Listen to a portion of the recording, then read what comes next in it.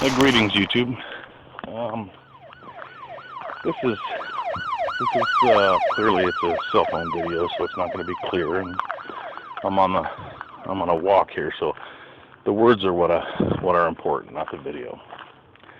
And it's really directed towards those people, those folks who have yet to even begin to prepare. I know there's a lot of you guys out there that you may acknowledge that things are bad and gas prices are up and there's unrest all over the world, but I think the majority of folks, unfortunately, truly in their heart of hearts believe that we're going to be okay. And I ask myself sometimes, why do you constantly make these videos? And they're a little bit unclear as I hem and haw around and try to get my message out. What is it I'm trying to do? What's my message? What's my goal? What's my point? And the goal is to do everything I can for my fellow men, my fellow Americans, that they may survive the storm. In fact, it's not that I don't think, I'm sure that this isn't the end of the world. We will recover from what's coming, but, that being said, what's coming is in fact coming, and it is a shitstorm. What are gas prices right now? I just spent $70 something to fill up my tank in my truck.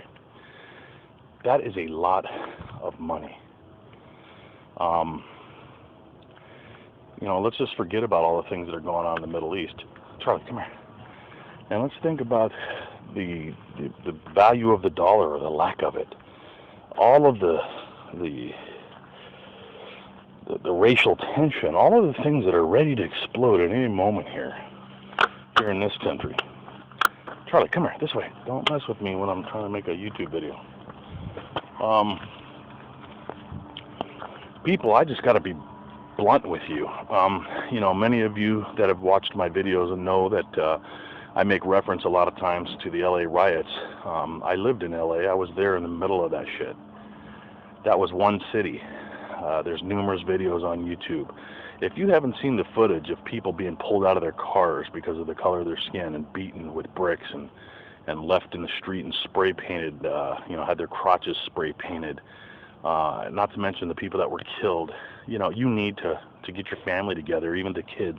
You need to watch that so that you understand that civil unrest of epic proportions is not a concept. It's a reality. It's been here before. It's just never been on a national level, maybe with the exception of the Civil War. But that was even more controlled than the shit that I'm talking about. I'm talking about looting and murdering and raping and pillaging on a massive scale.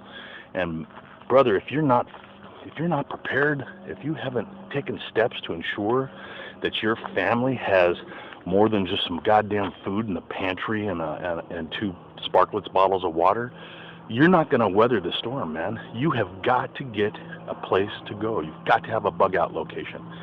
Now, if you haven't researched bug out locations, bug out preparation, if you haven't researched that on your weekends on YouTube here, by people, there's so many videos by experts out here, people that really have their shit together. Southern Prepper 1, go look at his videos. Go look at every one of his videos.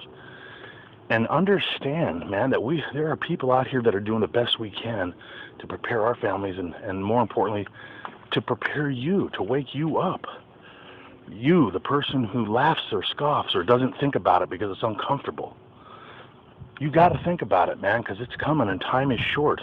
We're not talking about an Armageddon where you live in a bomb shelter and that's how you live for the rest of your life. We're talking about a place to go where your family and you can live in relative comfort, have food, water, the basic necessities of life, medical security. There's all kinds of components to this, and you need to understand them. I can't get into it on this video specifically in terms of firearms and tactics and who's going to be where, and you have to take it upon yourself to learn this stuff. you have to do it. You have to have the right books. You have to have the right websites. You have to look at this stuff and understand it and print it out while you still can. And there is more than a little sense of urgency. There should be a big fucking boot up your ass telling you that it's time to rock and roll in terms of preparation. Because once that fucking thing starts rolling, once that ball starts rolling, it's too late, man. You either have your shit together or you don't. The definition, as I always say, the definition of panic is your mind searching in vain for some sort of solution, and there isn't one, and then you dissolve into panic. And it's going to get ugly around here, guys. It's going to get ugly, but it'll only be as ugly as you let it get. You can control this. You just need a place to stay and to have your shit together for maybe a week, maybe 2 weeks, maybe a month, maybe 6 months, maybe a year. However long it takes for the storm to pass. And then we pick up the pieces as a society. But you have to develop a sense of responsibility for the safety of those around you and those that you love. And I wholeheartedly beg you, I implore you, whoever you are watching this video, wherever the hell you're watching it, to understand that you don't have to fear what's coming unless you're not prepared. Then you have a right to fear. You have a legitimate fear. But there's a fine line between paranoia and getting all freaked out and scaring your family and having the proverbial fire extinguisher ready in case there's a fire. Now, using that analogy, we're in the middle of a heat wave, a drought, and there's a lightning storm, so fire looks imminent. If you don't have your firefighting apparatuses in place and a plan, you're screwed. Don't let that happen to you. Don't be afraid to get a notepad and a pen and write down some websites and research them and go to Southern Prepper One. And then when you're looking at his videos, look at the people in his friends list and then click on them. Go to the anti-terrorist. Go to his websites, his videos. Go to his channel and click on his friends and see who's doing what. It doesn't mean you got to put on BDUs and walk around with a fucking weapon at port arms. But you have got to take this serious. That's about all I can do right here in the middle of this walk with my dog who's given up on me. He's given up. He figures I'm going to be making another video here, so he'll get some rest. That's about all I can do at this point. So good luck. And I'll see if I can put together something with a little bit more info, some more specific stuff. It's just, I'm so busy preparing, man. It's all I can do. I don't have time to make videos.